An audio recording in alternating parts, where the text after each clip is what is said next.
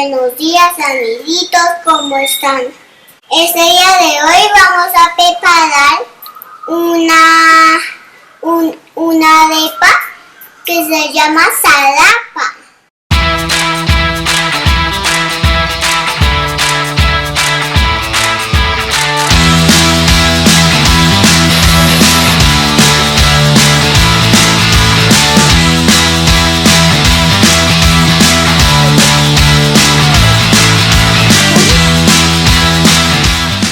Hola, yo soy Lief y cuando sea grande quiero ser fotógrafo, cocinero y atleta.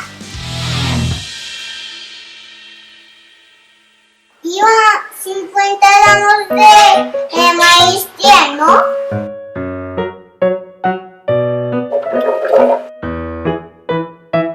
3 kilos de avena, 10 gramos de avena en hojuelas y un dátil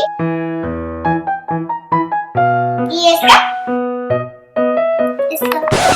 cuenta cucharadita de canela en polvo y lo licuamos todo. Y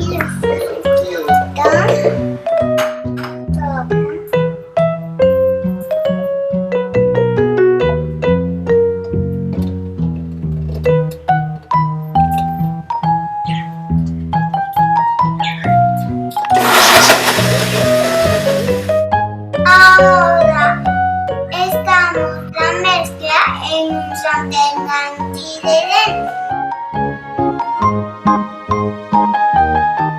Temperatura media baja y lo tapamos hasta que se dore.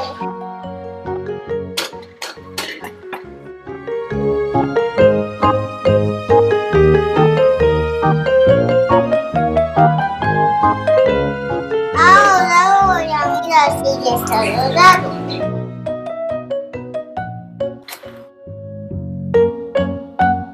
Y lo tapamos. Listo, ya están nuestras salapas. Ahora las puedes acompañar con tofu rallado, helado, con un solís